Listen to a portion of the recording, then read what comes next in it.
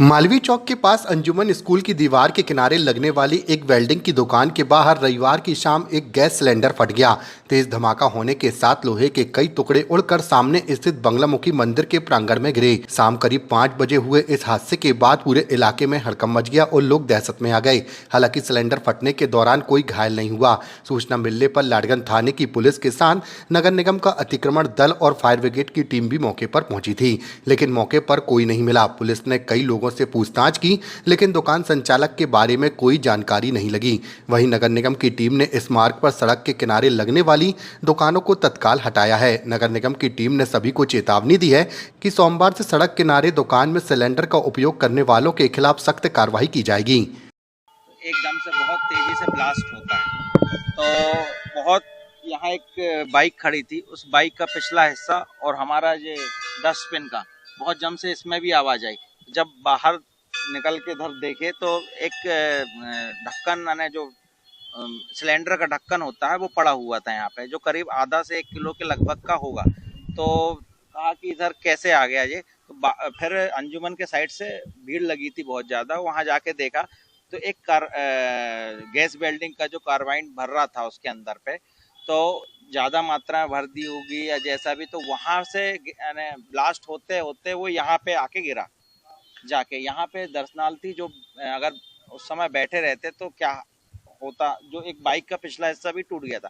नगर निगम से पिछले एक प्रवीण जी करके हैं वहाँ पे अतिक्रमण शाखा में, उनसे मैंने 10 बार यहाँ की शिकायत करी कि मंदिर के चारों तरफ जो अतिक्रमण लगा के रखे हैं दुकानें, उनको हटवा दिए जाएं। तो वो आती है गाड़ी, लेकिन क्या कार्रवाई होती है पता नहीं चलते। आज बाहर इतनी बड़ी घटना हुई, यहाँ पे सुरक्षा का सवाल न कुछ भी हो जाता है मंदिर प्रांगण में, तो कौन जिम्मेदार था? कितने बजे की घटना? 5:30 पौने 6, 5:30 से 6 के बीच की घटना है। मैं बताना चाहूंगा कि मैं प्रवीण उस द्विवेदी, समय प्रवीण भाई यहाँ खड़े थे और वो ब्लास्ट इतना धमाकेदार हुआ। बम की आवाज तो हमने भी सुनी है, बमबाजी हमने भी देखी है, लेकिन ये जो ब्लास्ट था ये कई किलोमीटर तक गया।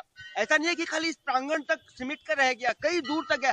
म्युनिसिपालिटी का जो कारपोरेशन म्युनिसिपालिटी है यहाँ की, उसके घर तक, उसके ऑफिस तक ये आवाज गई होगी। मैं बताऊं, प्रवीण भाई यहाँ खड़े थे, एक व्यक्ति यहाँ बैठा हुआ था और ये जो गिरा इतना जोर से, मैं यहाँ खड़ा था यही था बाइक के पास, क्योंकि मैं कोई काम से आया था तुरंत, और देखा कि हमारे मित्रगण जो आज चले गए, तो इतना जोर से ब्लास्ट हुआ। एक बार तो ऐसा लगा कि क्या हुआ, कोई बम ब्लास्ट हो गया। मैंने खुद विमल भाई थे हमारे, उसको मैंने कहा बम ब्लास्ट हुआ है कोई जगह पर, तो उन्होंने, देखिए एक टायर फटने की आवाज होती है, लेकिन ये बम ब्लास्ट की आवाज थी। तो इतना भयंकर बम ब्लास्ट हुआ यहाँ पर, और जब देखा कि लोहा, इतना बड़ा लोहे का वो जो पेच होता है उसका 2 टुकड़ा हो गया, जिसको हम बता रहे हैं आपको, अगर हम आपको छीनी और वो दे देंगे तो आपको 1 दिन लग जाएगा काटने में। वो उसका 2 टुकड़ा होकर वो बिखर गया। वो 2.5 से 3 किलो नहीं, 3.5 से 4 किलो होगा, क्योंकि आधा पार्ट तो वो व्यक्ति ले गया जिसकी बाइक में लगी थी, ठुकी थी, वो बेचारा लेके चला गया जिसकी बाइक डैमेज हो गई, और आधा पार्ट यहाँ रह गया था। अभी भी उसके, जब मैंने उसको हाथ में उठाया तो सोचिए तो काला हो गया था मेरा हाथ, तो सोचिए हाथ साबुन से धो के आया, सोचिए कि जल के राख जैसा हो गया था। और जो ब्लास्ट हुआ था वो यही जगह पर हुई, स्पॉट पर हुआ, जिसमें कि यहाँ पर मैं बता रहा हूँ कि यहाँ पर पूरा देखिए चारों तरफ कम से कम 50 बाइक 60 बाइक खड़ी होगी, 150-200 आदमी मंदिर के अंदर रहते हैं। लेकिन भगवान की ये कृपा हुई कि उस समय पट बस खुलने ही वाले थे, बस 15-10 मिनट का डिफरेंस रहा। अगर ये ब्लास्ट इस समय होता तो हमें आपको भी चोट लग जाती। कई मीडिया वाले भी यहाँ मौजूद थे जिन्होंने अपने आंखों से देखा, कई लोग जो अंदर बैठे थे उन्होंने सुना कि इतना बड़ा ब्लास्ट हुआ।